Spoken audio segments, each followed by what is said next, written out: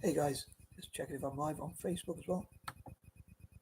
Yep, live on Facebook and YouTube. Hey guys, how's it going? It's your boy M.K.S here. Back with another video. I'm finally back with part two of Black Ways, the very as I call it, and the second part of my list. And as per usual, these are pointers number 11 to 20. And please let me know if you have any ideas or suggestions of your own for how Black people can build wealth in Britain, America, and around the world. Um, Incidentally, I was talking about in part one, and I was thinking about initially I thought of talking about the Windrush generation mainly, which I still hope to talk about. But I also thought of the Black Wall Street, and I think that the oldest or the last living member of who survived the um, Black Wall Street race riots in 1921, I think it was, and she was 111. Unfortunately, passed away yesterday. Um, so yeah, incidentally, I was thinking about that. I wonder if there are any people still around from that time. But yeah, please check out the history. It's quite. I think you'll probably find it's a bit sad, but it's kind of interesting and something to learn from. But I think it'd be cool if they could recreate that. I know some people are trying to recreate the Black Wall Street, and maybe it could connect all of the Black diaspora around the world together to rebuild it and make video games, card games, board games, promote Black businesses, foods, and different things like that. And I think there's something else I was saying in the intro, but I've completely forgotten. Yeah, all sorts of different things to sell, and yeah, so I'd say board games, card games, video games, online games, and all sorts of things. Um,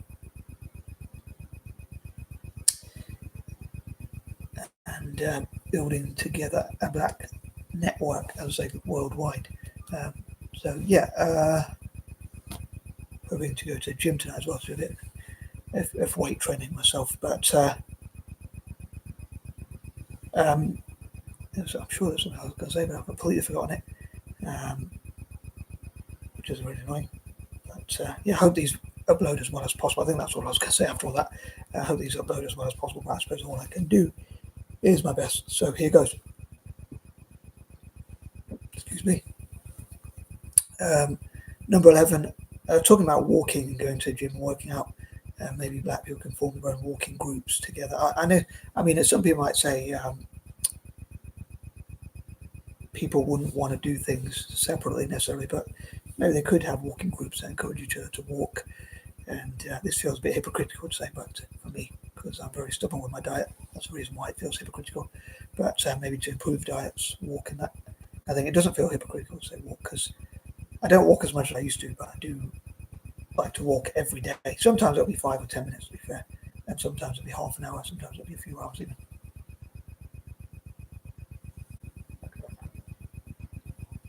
I think yesterday I probably walked about an hour, about an hour overall.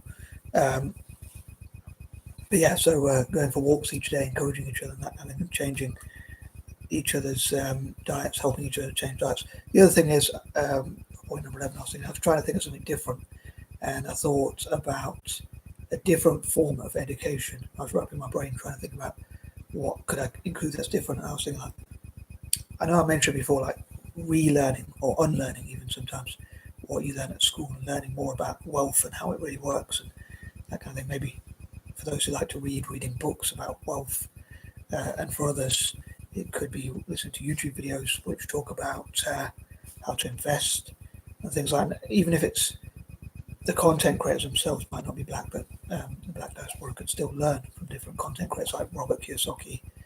And off the top of my head, I can't really think of any others. There's a lady, I think she's an Asian lady. I think she's of Indian origin, but I've forgotten her name. But she talks about investing and that kind of thing. So there's quite a few good ones. I think Cody Sanchez is probably Hispanic or Latino or whatever. But she's another one I can think of. But off the top of my head, I can't really think of that many. But I know there's Robert Kiyosaki, and then there's Ken McElroy, or whatever his name is, who talk about tax-free wealth and that kind of thing, learning about the tax system and cutting that back on their taxes, learning about how to invest rather than just save money. As some people say, if you save money, you kind of, over time with inflation, in spite of interest rates, because interest rates are so low, you're kind of, at best, you're probably breaking even in the longer term. Like something that's worth more now is going to be less in the future because of inflation and that kind of thing, and especially as they're printing money. Like Robert Kiyosaki says, making and saving money, it is worth less in the future. But I mean, I think you can probably have a quite comfortable life saving money. I guess it's better than spending it. I guess some people say it's the worst thing you can do. I wouldn't go that far, but I don't think it's the best thing you can do either, by any stretch. I think like saving it and investing it and that kind of thing is probably going to be better. But as everyone loves, what you think. But yeah, they could. So I was saying, like walking groups, helping each other to improve diets, and teaching each other different ways of building wealth that actually work. I know I talked about like black people and minorities being exempt anyway. Black people, Native Americans, neurodivergent people, and even POC generally, minorities generally, and whatnot being tax exempt, like lobbying together to get tax exemptions. But I mean, according to Robert Kiyosaki, if you learn how to build big businesses and you learn how to invest, you can save money off your taxes. But I'm not going to go into too much about what he calls the cash flow quadrant and all that, I think, right now. But moving on, number 12, also like working out together. I mean, they may already do that, but that's a suggestion. Obviously, all these ideas are my own personal suggestions. When I shared the video with someone, I found they deleted me off my friends list, unfortunately. But I don't know if it's because they thought I was spamming them or they misunderstood what I was saying or whatever. But no, I get say that information. But yeah, these are just suggestions, these ideas anyway. So I guess it's whether members of the Black diaspora feel that they are good suggestions or not, or worth working on. So, or whether they feel like they might say we already do these things. They might say dumb, we already do these things. They might say to me, but yeah, there's not true the message. I'm just giving ideas and suggestions and whatnot. But yeah, they might want to form walking groups, improving diets, and working out and things like that, and training and walking together in groups. Like I wonder why sometimes a lot of people, especially young people or ladies, like women, walk on their own and that kind of thing. Sometimes I think it's good to be in a group, although I can be very reclusive, but I don't go out that much anyway. But if I did, it would probably sometimes it'd be good to be in a group because then you can have each other's backs or whatever. And talking of which, just reminding myself of something before I move on, thankfully, before I forgot it. But that is like building wealth together. So I wonder if black people around the world could network together and invest together, pool their money and resources together. But the problem is, I suppose, it doesn't mean they're not going to rip each other off. So I think you do have to be careful when you do that. So I wonder if they could have trusted accounts, like someone like Damon John could have like. For those who don't know, Damon John is an African American chap, funny enough with dyslexia as well, on the Shark Tank. But maybe he's someone who could help black people to manage their money, like they could give their money to an institution that he runs that could invest on their behalf and help them to grow their wealth. So their money is going to work for them, and yeah, that kind of thing. And I suppose that's something that, as I said in part one, like getting other people.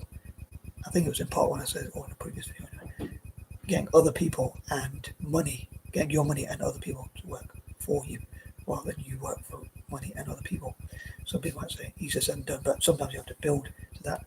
But maybe by working together, they can make life easier for each other. As I said, like, many hands make light work, many minds make light work, and that kind of thing. Pooling their money and resources together into a trusted, most importantly, account, which just as importantly, obviously makes money for them. Obviously, they don't want to, maybe they could teach each other scams to avoid, but also how to ensure that money actually increases rather than stays the same, or worse of all, decreases. But yeah, again, these are just my own suggestions. I'd love for that to benefit Damon John as a fellow dyslexic and as someone who wants to benefit the black community as well. But hopefully all possible black people around the world will benefit from that. And I'm sure there's something else I was going to say again, which I've completely forgotten. But yeah, pooling their money and resources together. Normally it takes a lot of time. You might lose money, make lots of mistakes, including losing money. Worst of all, I guess, kind of. And things like that, pretty much. course, there's worse things than losing money, of course. But if you don't have much, it is probably quite a scary risk. But when you have each other as a team, you can share experiences, lived experiences, or whatever, or general experiences, or whatever, and information and knowledge and things like that, which I talked about before. But moving on, number 13, what are some of the challenges I said before, like how do they address some of the challenges they face, some of the struggles and things like that. I think that's really important to address what those issues are and that kind of thing. Number 14, and I often mention like assessing and understanding those challenges helps you to find solutions to those problems.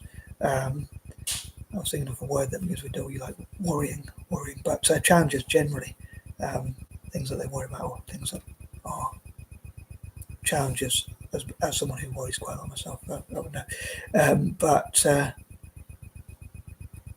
yeah, what are some of the things that they could solve together, and that kind of thing. The entrepreneur Simon Squibb often says, if you have a pain point in your life, you can look at how to solve something. So if you think about something that really annoys you, like sometimes I'm annoyed by first world problems, like this sounds a bit silly, but I mean, doing the dishwasher is probably the least of my problems, like filling and emptying the dishwasher. As lazy as I am, it's fairly simple, even I can do it. It doesn't take a huge amount of time. It's just it does distract me. I still prefer a robot to do that because then I can do other things, but it is the least out of all the problems, like taking the bins out. I talk about like robots solving those problems, but even things like when it's summer, if my mum hangs clothes out and then have to put them in before it gets dark, or things like that, silly things like that. But find robots to do that kind of thing, I think that'd be pretty cool. I'm sure robots could solve so many of our problems, especially for lazy buggers like myself.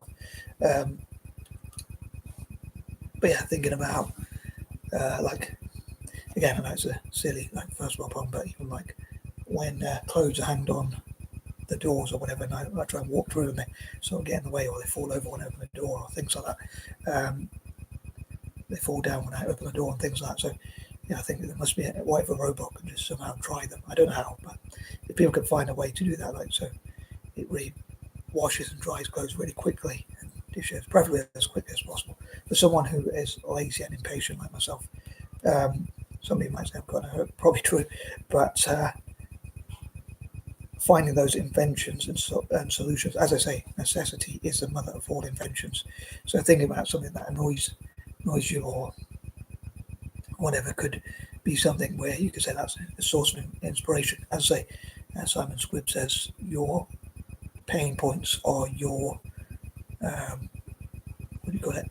Greatest source of inspiration. Things you struggle with, like for dyslexic people, it could be something that makes reading and writing easier. Simon Squibb, who's also dyslexic apparently. For some people like me, I learned how to spell with extra remediation, but yeah, making like games or things like that to help people to spell or whatever. Yeah, I'm quite creative mentally in terms of ideas just come to me, and I have a vivid imagination. But in terms of using my hands, I'm not very good. But sometimes the simple ideas I struggle with. I always think of these complex ideas, I guess. As some people say, like my cousin used to say to me, who I was talking about and referring to in previous videos recently. I may have referred to either in part one or in my videos from yesterday or whatever. But he said, you always try and think of these get rich quick schemes which never seem to work. To be fair, it probably was true back then. Excuse me. But yeah, I think that's very true. Like I always like things to be, I'm very impatient and that kind of thing. I love to just come up with an idea and it works straight away. But again, maybe working as part of a group, I think you could solve a lot of problems. So I was thinking that, for instance, could be similar with native people from across the Americas, but I was thinking for neurodivergent people, we could solve a lot of problems just by working together as a group. So things like what if you try and run a business, the fear of the unknown, obviously not knowing what to do, not knowing where to get capital, just fear itself, or things like that, not knowing where to invest, not knowing what people will buy or whatever it might be. by working together as a team, especially with those with more experience, hopefully we're going to achieve a lot more. And maybe Dave and John would think that's a good idea to help other black people to invest their money, because that would mean they would give them his money to a trusted account or whatever, and then he could help to invest on their behalf and hopefully know how to invest. Maybe not. Maybe he'll say it's too risky because if he loses their money, they won't be very happy with him. But you might have to say, like a disclaimer, I can't guarantee success. But I think like people who are successful with money, whether that's Charles Schwab, Richard Branson, or people like that, or whoever, Bill Gates or Elon Musk, anyone who's successful with money will probably know how to make a lot of money, how to multiply and all that kind of thing. Like Alan Sugar said, if he lost all his money, he could make it back really quickly. But moving on, I think I've covered that point in enough time, but in enough detail. But moving on, number 15. So yeah, they could set goals together and discuss how to, like for instance, learning how to set goals, learning how to invest, learning how to make a vision board, or whatever it might be, to build wealth together. As I often say, like we hashtag stronger together, and help black people with their ambitions generally. And those who have achieved could teach and train others, mentor them, and that kind of thing. Number 16, I'd love for people to get involved in the discussion and say what are the best ways to support black people with either poetry, art, writing, or whatever areas, how to support black poets, artists, writers, engineers, works by black people, wealth building and things like that, or whatever it might be. Number 17, using their imagination to build wealth. Number 18, again, those who have achieved success historically could teach others. Number 19, so yeah, with momentum, they can help each other. And number 19,